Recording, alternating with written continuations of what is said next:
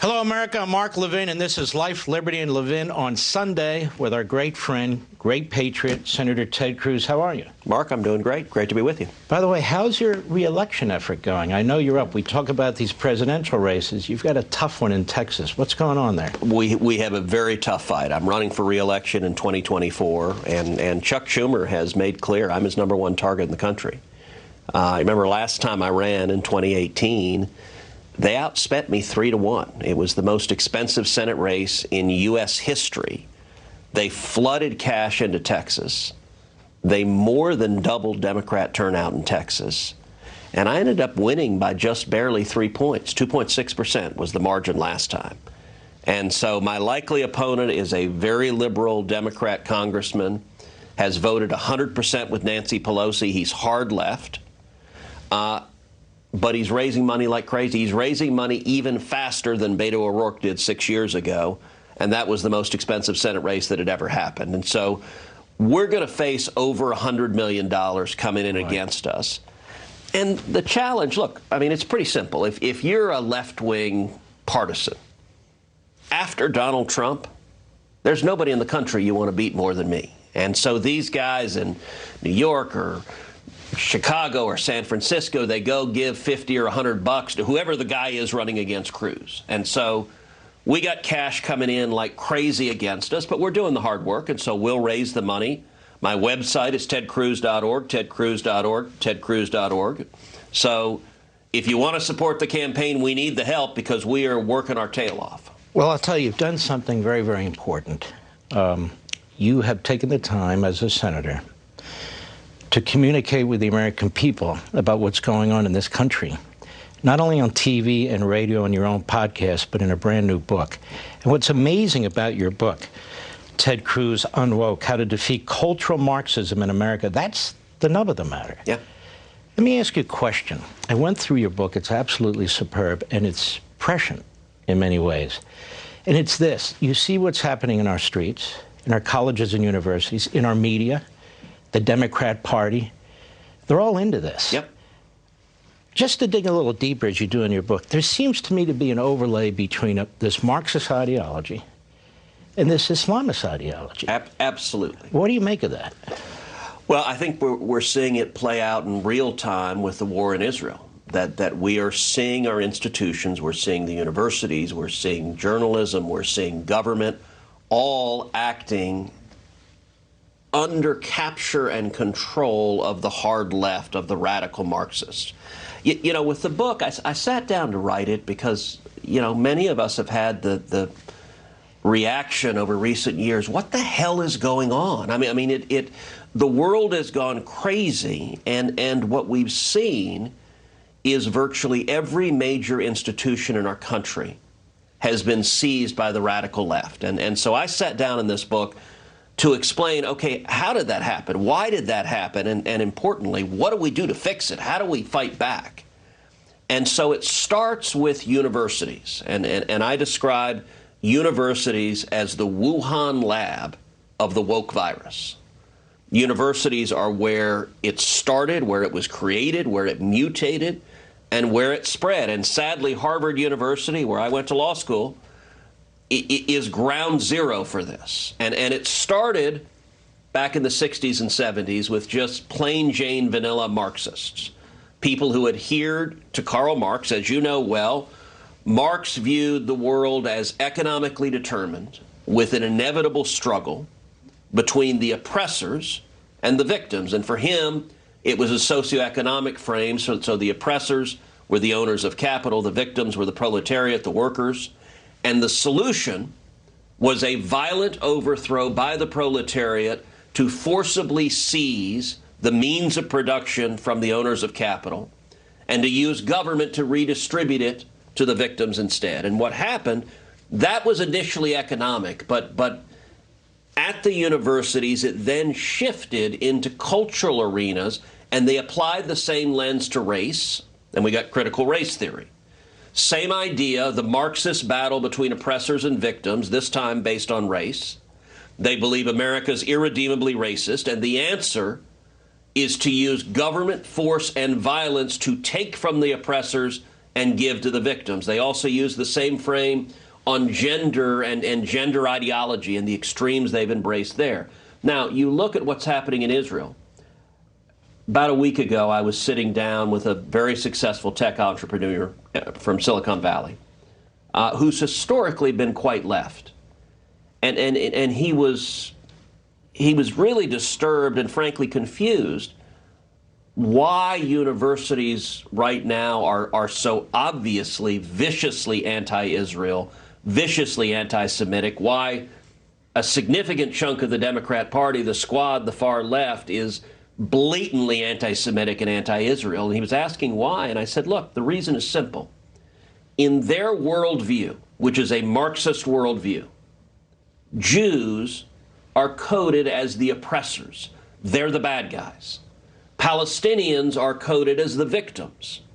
And their answer is what's happening right now. The violent overthrow, including murder of civilians, including horrible atrocities. But to the Marxist, all of that is justified if you are murdering the people you have deemed to be the oppressors. And we've seen the interconnection. For example, Black Lives Matter. Black Lives Matter, as you know, is an explicitly Marxist organization founded by trained Marxist organizers. And they're virulently anti-Israel. They put out, Black Lives Chicago put out a tweet with an image of the paraglider saying, we stand with the Palestinians. Of course, the paraglider, they're the ones that came in and murdered hundreds of teenagers and young people just attending a concert in Israel. And this is all, if you have the hard left Marxist worldview, it explains the 19-year-old idiot at a college campus who's cheering for the death squads and not the women and children who are being slaughtered. Senator Cruz, what do you make of this administration, though? You have Joe Biden, Yep. who's now turned on Israel. He's making public statements so their enemies and our enemies can hear that he wants them to appease. A temporary humanitarian ceasefire means they lose. Yep. They've surrounded the enemy. They're doing everything they can to avoid civilians. No army on the face of the earth fights the way the Israelis do in terms of their humanitarianism, and yet he lectures them publicly. Isn't this because it's politics? He's worried about his vote in Michigan. He's worried about his vote in Arizona. There's enough of a population of Arabs and Muslims there, and they're turning against him. So he would throw Israel over the cliff in order to get reelected. Am I misreading this? You know, I don't think it's driven by Dearborn, Michigan. I don't think it's driven by Muslim votes in the Democrat Party. I think it's driven by angry white liberals who hate Israel and who are Marxist and anti-Semites. This administration is captured by the far left. You look at the foreign policy of the Biden administration, it is continuing every mistake of the Obama administration, but even worse. What has Joe Biden done? In a little under 3 years, he's flowed nearly $100 billion into Iran. Iran is the leading state sponsor of terror. Iran is the patron of Hamas, the patron of Hezbollah, provides over 90% of the funding for Hamas. Not only that, the Biden administration has sent hundreds of millions of dollars into Gaza that went straight to Hamas and is, in a very literal sense, funding the death squads that are murdering Israelis and murdering Americans. And this was not only the worst attack on Israel in 50 years, it's also one of the worst terrorist attacks on America in history. 31 Americans were murdered. Roughly a dozen Americans are hostages still. And the Biden administration's immediate response, all right, so this played out in October 7th. In the early morning hours of October 7th, about 3 in the morning, the Biden State Department, the Office of Palestinian Affairs, sends out a tweet saying, we condemn Hamas's attack, but violence solves nothing and there should be no retaliatory strikes. No one should strike back. This is literally as monsters are targeting civilians, going house to house, murdering everyone in the house simply because they're Jews. And the U.S. State Department says to Israel, do not retaliate, engage in no military response. What an asinine statement. So at 3 in the morning, my team and I, we saw that. We responded at 3 in the morning and said, this is disgraceful, and everyone who wrote this or signed off on it should be fired. They deleted the tweet within an hour. The next day, Tony Blinken, the Secretary of State, sent a tweet. Said he just met with the Turkish foreign minister and they agreed to work together to push for a ceasefire for Israel. That's the next day. Once again, I denounced that tweet. I said, this is ridiculous. The word ceasefire, as you know, is code word. Look, the terrorists aren't ceasing anything. They will cease when they've murdered every Jew. That's their objective, is to kill everyone. When the U.S. State Department says ceasefire, what they are saying to Israel is, don't defend yourself. Don't go and defeat Hamas. Don't kill the terrorists. Just sit there helpless and let them kill innocent civilians. Again, Blinken, the State Department, deleted that tweet when I called him out within the hour. What did Tony Blinken do? Flew to Israel and demanded what he called a humanitarian pause, which I will commend the wordsmiths for coming up with a different word for ceasefire. And the position of the Biden administration seems to be, please stop trying to kill the terrorists. We're rooting for the bad guys, and you guys are too effective at killing them. It is infuriating. And by the way, they combine it with, they still want to send money to these guys. One of the very first things Joe Biden said is we need to send $100 million to Gaza. Gaza is controlled by Hamas. By the way, these leftists on college campuses, they talk about this as occupied territory. Look, Israel isn't in Gaza. Israel doesn't control Gaza. Israel left the Gaza Strip. Said, all right, you want it? It's yours. We're gone. The only thing we're going to do is put up a wall to make sure that lunatics who want to kill us don't come over and kill us. But the Palestinians control the Gaza Strip 100%. It is ruled by Hamas. Now, they live in misery and poverty. Why? Because they're a theocratic death cult that are motivated by one thing, raging hatred for Jews. And so the international community sends hundreds of millions of dollars in there for hospitals, for schools, for water pipes. What do? They take all the money and they use it to wage war. They take the water pipes, they rip them up, and they chop them into rockets to fire rockets at Israel because they'd rather murder Jews than provide water for Palestinian babies. That dynamic, you look at the college campuses where they're protesting, they don't know that. They don't know that. They don't care. And the Biden administration's consistent response is send money to Gaza anyway, even though we know it'll go to terrorists. Let me circle back with you here. The book is Unwoke, How to Defeat Cultural Marxism in America.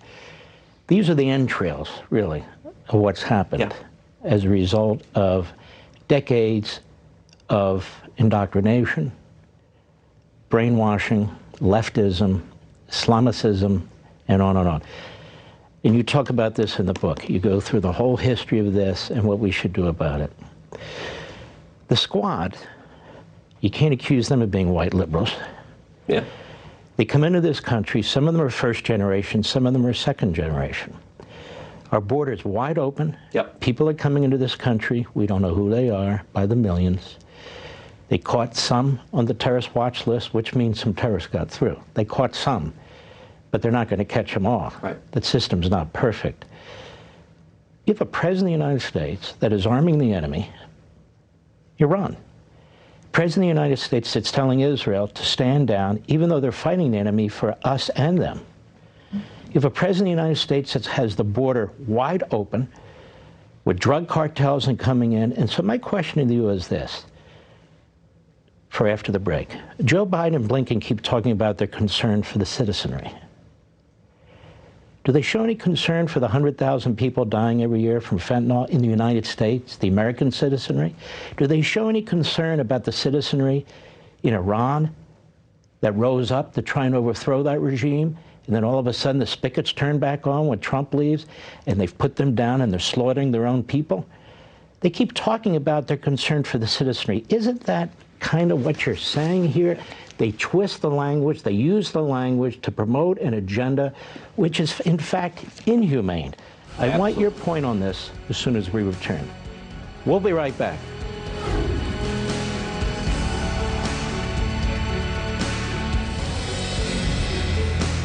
Welcome back, America. We're talking with Senator Ted Cruz, his brand new fantastic book, Unwoke, How to Defeat Cultural Marxism in America. Very prescient. Covers all really that's going on in this country today. So my question is, does this administration actually demonstrate in its own actions, even in our own country, concern about citizens? The exact opposite. They're interested in power and ideology, and that's consistent with cultural Marxism. Is about using culture to enforce through force and power their orthodoxy. When it comes to, you asked about the border. What is happening at the southern border is a catastrophe that has no precedent in the history of our nation. I was down at the southern border. I went out on midnight patrol with the Border Patrol agents. As always, within about an hour, you encounter illegal immigrants. It takes almost no time at all. We encountered a group of 20 to 25, mostly women and children. There was a 13-year-old girl. She was unaccompanied, had no family member with her. There was a 15-year-old boy. He was unaccompanied, no family members with her.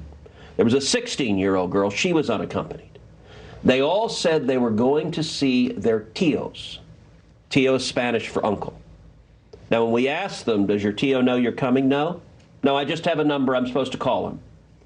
It was obvious these tios didn't exist, that these kids were being brought in and were being trafficked. What was most haunting, there was a little girl, a 10-year-old girl, who said she was traveling with her father, and her father was a man who was like 35 or 40, who was not her father.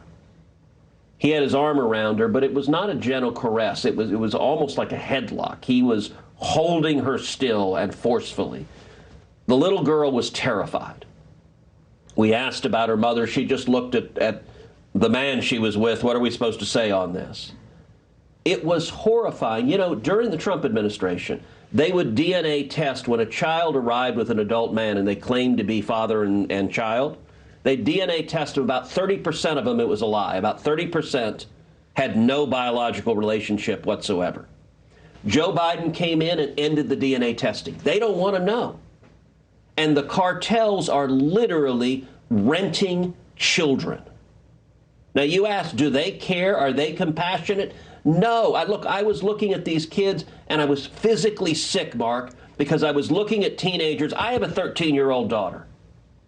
I was actually standing there. It was just past midnight. It was the morning of my daughter's 13th birthday, and I was looking at that 13-year-old girl and thinking, my God, you're going to be trapped in sex slavery.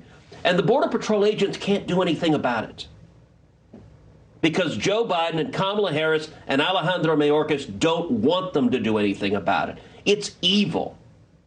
Like the argument that the Democrats are compassionate on immigration is insane. And then when you overlay the war in Israel, the risk of a terror attack today in the United States of America is greater than it has been any day since 9/11. And you mentioned the people that have been apprehended on the terror watch list, and more people were apprehended on the terror watch list than the previous decade combined, just last year. But you know, that's not the number that worries me. The number that worries me is 2 million. We've had 8 million people cross illegally under Joe Biden. 2 million of those are what are called gotaways.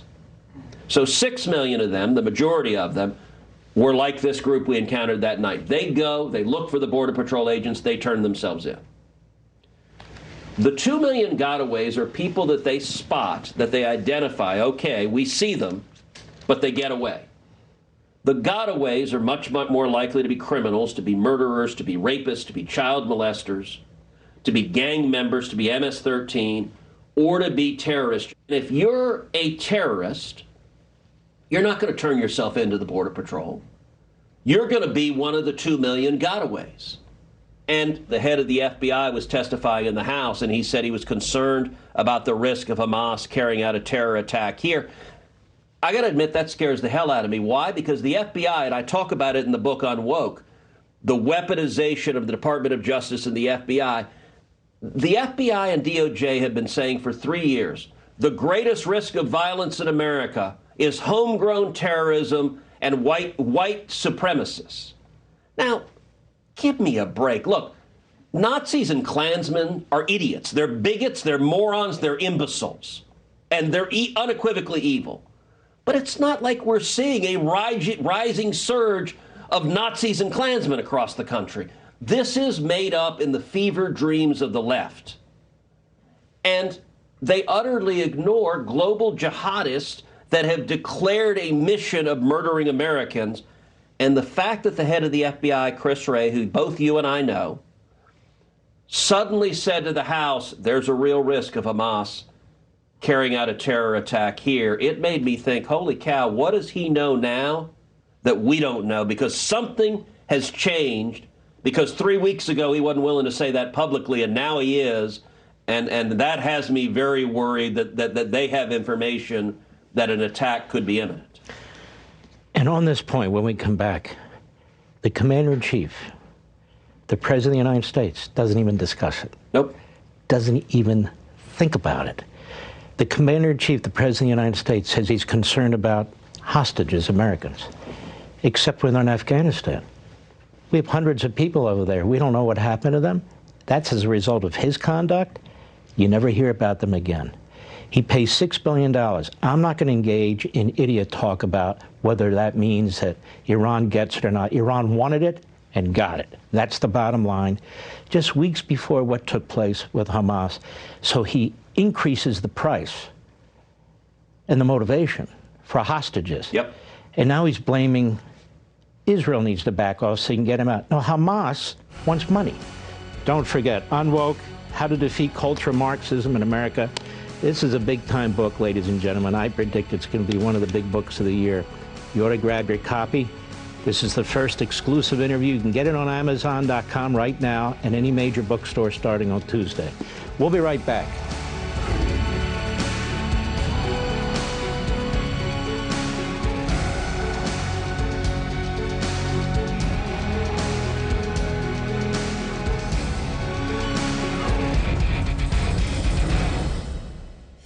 Welcome back, America. Fantastic book by Senator Cruz, Unwoke, How to Defeat Cultural Marxism in America. And what you do in this book, number one, is you identify it. Yeah. Because most people don't even want to do that. Then you give the background of it. Then you explain how it presents itself today and then what to do about it. So I want to hit you on this. We've been talking about citizens. No more important citizen to a parent is their child. Yep. There's a war on children, and there's a war on separating parents from children. That's real Marxism. It's going on in our classrooms, and you're right about this. What's your take? Well, listen, Marxists always start with the kids. And so I opened the book by telling the story of my father. You know my dad. My father was born in Cuba. He grew up in Cuba. And he fought in the Cuban Revolution. He actually fought alongside Fidel Castro. And he was a 14-year-old boy fighting in the revolution. My dad today refers to the revolution. He said that's what we all were. We were a bunch of 14 and 15-year-old boys who didn't know any better, who were young and passionate and idealistic. And my father ended up being imprisoned, being tortured, and he fled Cuba, and he came to America. And, you know, one of the stories I tell right at the outset is about my grandmother. My grandmother, my abuela, was a 6th grade teacher, and she loved teaching 6th grade. And the communists always start with little children, and my grandmother told me how Castro's soldiers would come into the kindergartens and the 1st grades, and they would tell all the children there, they'd say, close your eyes, pray to God, and ask for candy. And the kids would do that, and they'd open their eyes, and there'd be no candy. And then they'd say, close your eyes, and pray to Fidel Castro for candy. And the soldiers would quietly put a piece of candy on every child's desk. Marxists understand that if you destroy every other allegiance, destroy an allegiance to God, destroy an allegiance to family, destroy any allegiance other than to the state, that's how they get power. And the reason the cultural Marxists go after our kids, teaching CRT to our kids, teaching them that America is inherently racist, teaching this transgender radical ideology, you know, using Orwellian terms like gender-affirming care, by which they mean sterilizing and genitally mutilating a child. It is aiming at our kids, and this book explains how that happened, but then critically, what this book is about, what Unwoke is about, is how we fight back and win.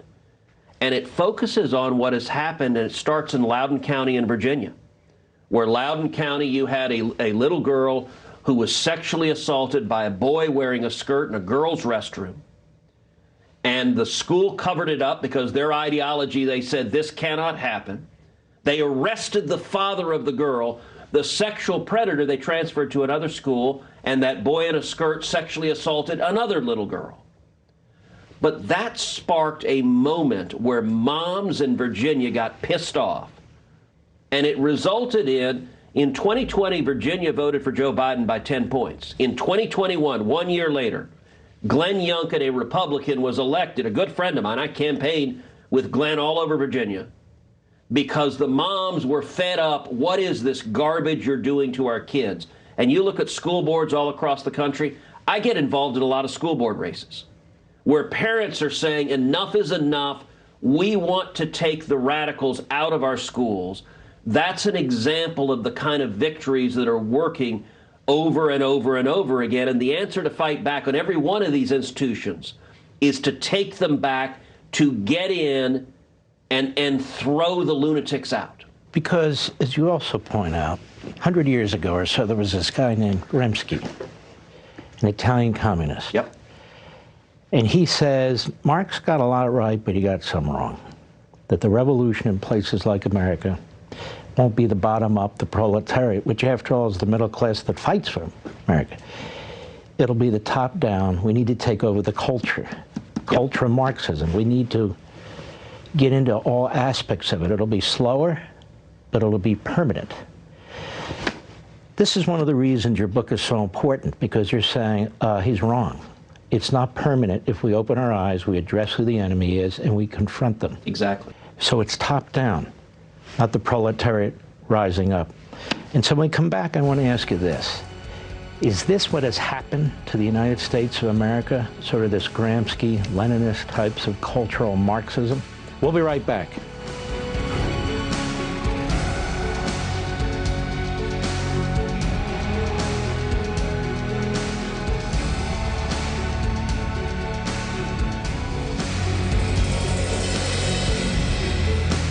Welcome back, America. We're here with our friend, Senator Ted Cruz. Fantastic book, Unwoke, How to Defeat Cultural Marxism in America. And that's part of the key of the book, how to defeat it. So let's talk about what we were talking about, this guy Gramsci and top-down, not bottom-up, and middle-out, as Biden likes to talk about. We see this all around us right now, don't we? Well, what the Marxists referred to this as is the long, slow march through institutions. And you have an entire chapter on that. That's exactly right, on how they captured them. And so I start with universities. I then go to K through 12. I then have a chapter on journalism, and they've utterly captured the corporate media. I have a chapter on big business. I have a chapter on big tech. I have a chapter on government. I have a chapter on entertainment, Hollywood, movies, TVs, music, video games, sports. I have a chapter on science, which has been utterly politicized. And then the final chapter is on China, which is a nexus that interconnects it all. But let me give you an example. Let's talk about big business for a minute. We've seen, particularly in recent years, how giant corporations have become the economic enforcement arm for the radical left, that they punish their enemies, they enforce obedience, they cancel you, they fire you if you dare disagree from their orthodoxy. And that's one of the salient characteristics of Marxists. They use force. You will obey, or they will use force and make you obey. In the book, I talk a lot about Bud Light and Target, because these are two incredible victories that happened recently. Bud Light, I don't think we've ever seen a company destroy a brand so utterly and completely and unnecessarily. Bud Light used to be the #1 selling beer in America. They then decided in their woke condescension that their customers were a bunch of ignorant rubes, and they really all ought to be transgender instead of good old boys enjoying a beer on a Friday night.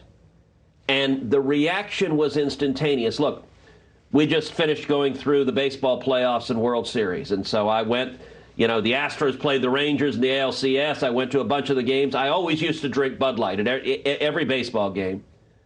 I looked around the stadium. There was literally not a single fan drinking Bud Light. Nobody was. They were still on the shelves. The shelves were just full. And they dropped from the #1 selling beer in America to out of the top 10. They lost tens of billions of dollars. Shortly after that, you had Target.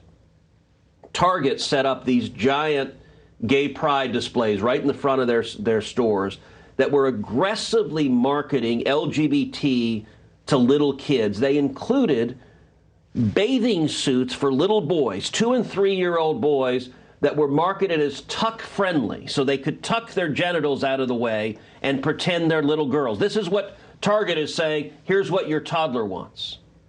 And you know what happened? What happened is the same thing that happened in Loudoun County, the same thing that flipped Virginia red. Moms got pissed. Why are you trying to tell my 3-year-old boy he should be a girl? I came in here to get a giant box of detergent, not to have you lecture me. And Target lost tens of billions of dollars. Now, Mark, the single best thing about what happened at Target? We now know the conversations between the senior executives as the scandal was unfolding. And the senior executives were saying, we don't want to be Bud Light. That's fantastic. The only way you take corporate America back is you change the cost-benefit analysis. The cost of being woke have to exceed the benefits of being woke. And Bud Light and Target showed the real consequences, and I'll give you one other that is very, very recent. So as you know, I do a podcast every week, Verdict with Ted Cruz. I do it Monday, Wednesday, and Friday. We've been covering Israel and Hamas at great length. I did recently a podcast episode that was Black Lives Matter is Hamas, and I laid out that one of the founders of Black Lives Matter has for years called for the destruction of the state of Israel. And then I went through all the giant corporations that have given millions of dollars to Black Lives Matter, Apple, Amazon, Coca-Cola. And I asked them, okay, do these companies support this anti-Semitic agenda? Do they support the destruction of Israel? So that podcast came out October 18th. The next day, Coca-Cola deleted from their website the reference to the $500,000 they'd given Black Lives Matter. They did it immediately in response to the podcast. If you want to take corporate America back, we've got to make the cost, the downside for the next C-suite thinking of doing this kind of stupidity, that risk has to be greater than the benefit they perceive. The book is Unwoke: How to Defeat Cultural Marxism in America. Yes or no? Has Mitt Romney now denounced Black Lives Matter after supporting them? I certainly haven't seen it. He's denounced every Republican he can find, but I haven't seen him say a word about Black Lives Matter. I haven't heard a damn thing. We'll be right back.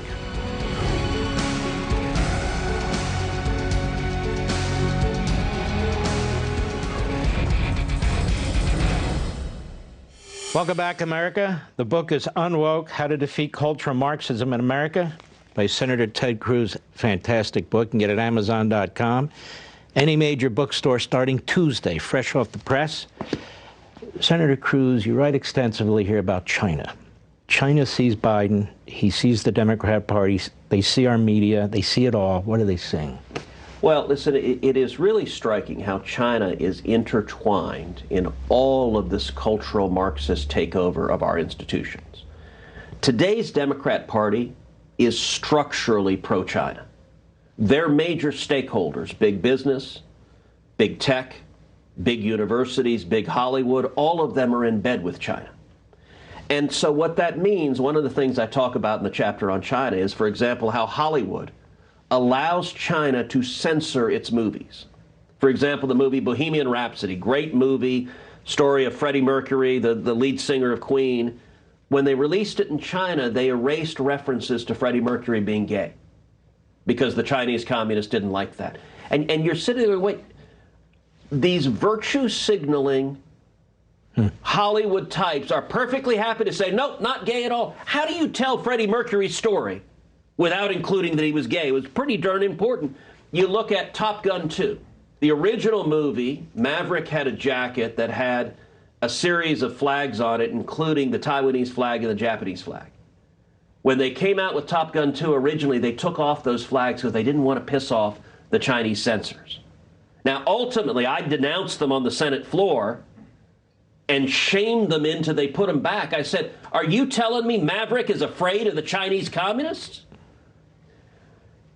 And we can actually fight back against it. One of the things I talk about is legislation that I authored and passed called the Script Act that says if any Hollywood press studio allows China to censor what they're doing, that they can't access U.S. government assets to make their movies. They can't use jets and planes and helicopters and all the equipment that they often use. And DOD is implementing that legislation right now. So we can fight back. You know, there was a day when American corporations were patriotic. It's very difficult to see that today. Oh, there's a one-off here and there and so forth. And China is one more connection. You talk about the Democrat Party. In the few seconds we have left, they have a connection into the White House, don't they? A very big connection. And the corruption that has flowed through Hunter Biden and directly to Joe Biden is enormous. Look, the Biden family business was selling favors from daddy. Hunter Biden has no marketable skills. When's the last time you paid millions of dollars to a crackhead? That's not what Hunter is selling. He has a law degree, but he's never practiced law for any reasonable period of time. What he sold was favors from daddy, and he made tens of millions of dollars, as did the entire family. It's fundamentally corrupt. And the Democrats defend it. Yep. And they defend China every step of the way. Brilliant point about how China is interlocked with so many aspects of the Democrat Party. And there's a lot of brilliant points in this book.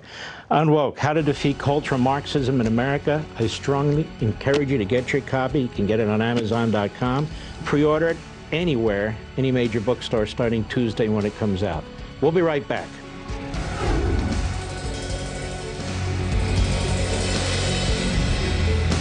Welcome back, America. Any final thoughts, Senator? Look, I would say there's reason to be optimistic. There's a reason that the left uses force to try to jam this down our throats. Because their ideas are wildly unpopular. They don't make sense. There are a lot more of us than there are of them. And we're winning big victories. We're winning big victories in school boards. We're winning big victories exposing their lies. We're winning big victories with Bud Light and Target. We are on the offense, and truth is on our side. So this book is all about what your show is all about, what your podcast and my podcast are all about, which is truth and light. That's how we take America back, and I'm convinced we're going to do that. Really a great book, folks. Unwoke, How to Defeat Cultural Marxism in America. We barely touched the surface. I go on with you hour after hour after hour, but we can't. Here's the book. I encourage you to get it. It's a pleasure, Senator. Thank you, my friend. Thanks for coming. See you next time on Life, Liberty, and Levin.